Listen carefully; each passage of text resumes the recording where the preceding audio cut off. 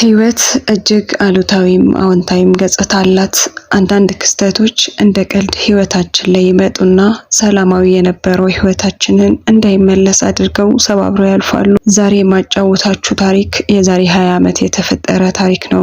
ነገር ግን ዛሬም ድረስ ያጠባሳ ህይወቴን፣ ልቤን፣ አስተሳሰቤን፣ አኳኋኔን ሳይቀር እንዳልነበረ አድርጎታል። ዛሬም ድረስ አስታውሰው ያንቀጠቅጠኛል፣ ያዘፈዝፈኛል። ሁሉም ነገር ልክ እንደ ፊልም አሁን የሆነ ያህል በምናቤ ሳይቀንስ ሳይጨምር ይታየኛል። አጂብ! ሁኔታው የተፈጠረው እንደነገርኳችሁ የዛሬ 20 ዓመት አካባቢ ነው። በጊዜው ገና ከክፍለ ሀገር ለስራ እንደመጣው ነበር። አዲስ አበባም በስም ብቻ ነበር የማውቃት። እዚህም እንደመጣው ሁሉ ነገር እንዳሰብኩት አልነበረም። አንድ የሩቅ ዘመድ ጋር ለተወሰነ ቀን አርፌ ስራ መስራት ስላለብኝ ስራ ማፈላለግ ጀመርኩ። ነገር ግን እንዳሰብኩት ቆንጆ ስራ ማግኘት ቀላል አልነበረም። በመሆኑም ያገኘሁትን ስራ ሰርቼ ለቤተሰቦቼ ከሀገሬ ስወጣ ቃል የገባሁላቸውን በትንሹም ቢሆን ባሳካ ብዬ ሰው ቤት ተቀጥሬ መስራት ጀመርኩ። ስራው ብዙም አልከበደኝም። በአጭር ጊዜ ውስጥ ያንን ስራ የበለጠ ቀላል እንዲሆንልኝ ያደረገችልኝ ከክፍለ ሀገር ከኔ ብዙ ቀድማ የመጣች የሀገሬ ልጅ እዛው ቤት ውስጥ ማግኘቴ ነበር። ማወቅ የፈለግኩትን ነገር በሙሉ ሳትሰስት እንድለምድ ታደርገኝ ነበር። በዚህ የጀመረው ቅርርባችን ሳይታወቅ ወደ ጓደኝነት ተቀየረ። በቃ ምን ልበላችሁ፣ አብረን መዋል ብቻ አልነበረም፣ ከዛም ያለፈ ሆነ። እረፍት ስንወጣም አንድ ላይ ነበር። ቤተሰብ ጋር የምንሄደውም አብረን ነው። ጓደኝነታችን ከኛ አልፎ ቤተሰብ ጋር ደረሰ። አብሮ መብላት፣ አብሮ መጠጣት፣ አብሮ መተኛት፣ ሁሉም ነገር አንድ ላይ ሆነ። በዚህም ሁኔታችን ያየን ሁሉ ይቀናብን ነበር። እናንተ የአንድ ሳንቲም ሁለት ገጽታዎች መባል ጀመርን። ያለማካበድ የአፌን አውጥቼ ባጎርሳት የምትጎርስልኝ፣ እኔም ቢሆን ያለመመንታት የማደርገው ያህል ነበርን። እንደዛ እያለ ጓደኝነታችን በብዙ ውጣ ውረድ አልፎ ወደ 4 ዓመት እና ከዛ በላይ ቆየ። እስከ መቼ ነው ሰው ቤት ውስጥ ጊዜያችንን የምንጨርሰው ብለን ሁለታችንም ከሀገር ስለመውጣትና ህይወታችንን ስለመቀየር አስበን የሚያስፈልገውን ሁሉ ማዘጋጀት ጀመርን። ታዲያ በዚህ መሃል አንድ የቅርብ ቤተሰብ የሆነ ሰው ለሁለታችንም ለምን አታገቡም አይነት ጥያቄ አመጣለን። ጥያቄ ብቻ አልነበረም ያመጣው፣ በደንብ አስቦበት ሁለት የሀገራችንን ልጆች ያውም ጓደኛሞች የሆኑ ልጆችን ሊያስተዋውቀንም እንዳሰበ አንድ ላይ ነገረን። እናስብበት ብለን መለስ ነው። በነገሩም በደንብ አሰብንበት። መጀመሪያ ላይ እንደ ቀልድ ነበር ያሰብነው። በኋላ ግን የመጡልን ወንዶች እንደኛ ጓደኛማቾች መሆናቸውን ስንሰማ በጣም አስገረመንም አስደሰተንም።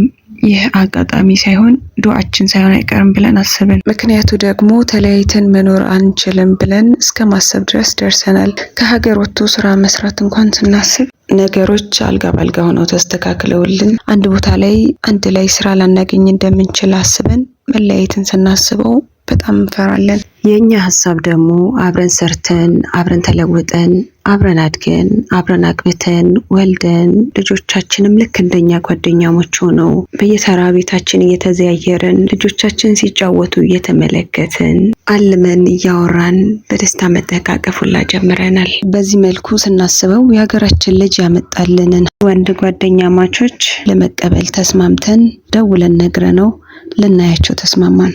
የሀገራችንም ልጅ መልሳችንን በሰማ በሳምንት ውስጥ ቤቱ የምሳ ፕሮግራም አዘጋጅቶ አራታችንንም ጠርቶ የትውውቅ ፕሮግራም አዘጋጀልን። ደስ የሚለው ነገር ደግሞ ልክ እንዳየናቸው ውስጣችን ተቀብሏቸዋል። መልከኛና ስርዓት ያላቸው ወንዶች ሆነው አግኝተናቸዋል። ከሞላ ጎደል ምርጫችንን አሟልተዋል ብለን አስብን።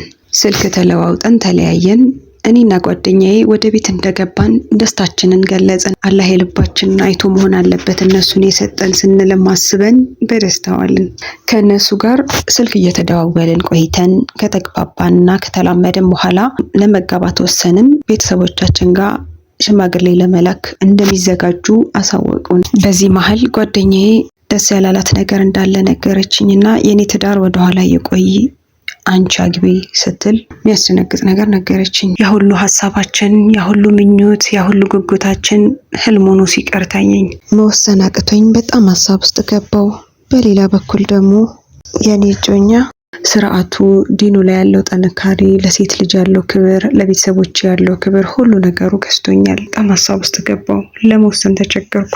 በጓደኛዬና በእጮኛዋ መሀል ያለውን ችግር ለመፍታት ቢሞከርም መስማማት ግን አልቻሉም። ለማቆም ተስማሙ። እንዲህ እያለ የሽማግሌው ቀን ደረሰ። እኔ ግን መወሰን አቃተኝ። ከጓደኛዬ ጋር ያወራናቸው ነገሮች፣ ሀሳቦች፣ ህልሞች ሁሉ እየተመላለሱ አእምሮዬን ረበሹኝ። ሁሉም ነገር ከአቅሜና ከማስበው በላይ ሆነብኝ። ላስተዋወቀን የሀገራችን ልጅ ደውዬ ሁሉንም ነገር ማቆም አለብኝ ብዬ ነገርኩት። በጣም አዘነብኝ። እንዲህማ አታድርጊ ሲልም ተቆጣኝ። ለጓደኛዬም ሀሳቤን ስነግራት እሷም በጣም ተቆጣችኝ። ይህንን የማይሆን ሀሳብ ትተሽ አንቺ አግቢ፣ ሁሌ እኮ እንዳሰቡት አይሆንም ስትል መከረችኝ። እኔ ግን ሁሉ ነገር ምንም ሊታየኝ አልቻለም። ስልኬን ዘግቼ ከልጁም ከዘመዳችንም ጠፋሁበት። የማደርገው ነገር ጓደኛዬም በጣም አናደዳት። ደጋግማ መከረችኝ። እኛ እንዳሰብነው ካልሆነ ብለን መታገል የለብንም። የኔ ስላልተሳካ ብለሽ ይህን የመሰለ ጥሩ ሰው ማጣት የለብሽም። በዛ ላይ ቤተሰብ ጋር ድረስ የደረሰ ነገር እኔ አላህ በፈቀደልኝ ጊዜ ያገባለሁ። አንቺ ግን አሁን ማግባት አለብሽ። የኛ ትዳር መቀጠል እንዳለበት ሁሉም አሳመኑኝ። ውስጤ እያዘነም ቢሆን ትዳሩን ለመስማማት ተገደድኩ። ሽማግሌ ተላከ። ቤተሰቦቼም በጣም ደስተኛ ሆኑ። ብዙም ሳይቆይ ኒካ ታሰረ። ከምወደው መስሪያ ቤቴም ከጓደኛዬም ተለይቼ የትዳር ህይወትን ሀ ብዬ ጀመርኩ። ባሌ ካሰብኩት በላይ እኔን የሚንከባከበኝ፣ እኔን ለማስደሰት ብሎ የሚችለውን ሁሉ የሚያደርግ ሆኖን ያገኘሁት። በዚህም በጣም ደስተኛ ሆንኩ። ከጓደኛዬ ጋር መደዋወላችንን ቀጥለናል። እሷ በሚያመቻት ጊዜ እየመጣች ከኛ ጋር ጊዜ ታሳልፋለች። ደስ የሚል የትዳር ህይወት እያሳለፍኩ ማርገዜንም አወቅኩ። ደስታችን ላይ ደስታ ተጨመረ። ከጥሩ የእርግዝና ቆይታ በኋላ ቆንጆ የሴት ልጅ በሰላም ወለድኩ። ደስታችን እጥፍ ድርብ ሆነ። ልጃችንን በሰላምና በፍቅር ማሳደግ ጀመርን። በጥሩ ሁኔታ ህይወት እንደቀጠለ ልጃችን 4 ዓመት ሲሞላት ባለቤቴ ይሰራው የነበረው ስራ ባልተጠበቀ መንገድ ተበላሸበት። እኔና ባለቤቴ ጭንቀት ውስጥ ገባን። እቤታችን ውስጥ ከባድ ወቅትን ማሳለፍ ጀመርን። የቤት ኪራይ እስከ ማጣት ደረስን። በዚህ ጊዜ ጓደኛዬ ከጎናችን አልተለየችንም። ለክፉ ጊዜ ብላ ካስቀመጠችው ብር እያነሳች ክፍተታችንን ለማምላት ብዙ ጥረት አደረገች። ነገር ግን የቤታችን ችግርም ሆነ የባለቤቴም ስራ ሊስተካከልለት አልቻለም። ህይወታችን በድህነት መፈተን ጀመረ። ታዲያ በዚህ ጊዜ አረብ ሀገር ሄጄ ሰርቼ መምጣት እንዳለብኝ ራሴን ማሳመን ጀመርኩ። በጣም ከባድ ውሳኔ ቢሆንም ልጄን ከማስራብ ግን አይበልጥም በሚል ራሴን ካሳመንኩ በኋላ ባለቤቴንም ጓደኛዬንም ለማሳመን ጥረት ማድረግ ጀመርኩ። ሁለቱም ያመጣሁት ሀሳብ ትክክል እንዳልሆነና ልጄን ጥዬ አረብ ሀገር መሄዱ ትክክለኛ ውሳኔ እንዳልሆነ ነግረውኝ፣ እኔ ግን ከዚህ ውጭ የታየኝ ምንም መፍትሄ ስለሌለ ባለቤቴን መታገል ቀጠልኩ። እናንተን የማስተዳደር ኃላፊነት የኔ ነው፣ አንቺ በዚህ ልክ ዋጋ መክፈል የለብሽም ይለኝ ነበር። ሀሳቤን ላለመቀበል ቢሞክርም ከሱ ጋር መታገሌን እንደቀጠልኩ በስተመጨረሻም አሳመንኩት። ወደ አረብ ሀገር ለመሄድ የሚያስፈልጉ ፕሮሰሶችን ጀመርኩ። እንደዚህ ጊዜ የተፈተንኩበትን ጊዜ አላስታውስም። ፕሮሰሱም አልተራዘመብኝም። በአጭር ጊዜ ውስጥ ሁሉ ነገሩ አልቆ ቪዛ የመጣልኝ። ለትዳሬና ለልጄ የከፈልኩት መስዋዕትነት ነው እያልኩ ራሴን እያጽናናው ከምወዳት ልጄ፣ ከምወደው ባሌ፣ ከምወዳቸው ቤተሰቦቼ እና ከምወዳት ጓደኛዬ ለመለየት ጥቂት ጊዜ ብቻ ቀረው። ገና ካሁኑ መለየቴን ሳስበው ሰማይ ምድሩ የተገለበጠብኝ መሰለኝ። ልጄን እያቀፍኩ ማልቀስ ብቻ ሆነ ስራዬ።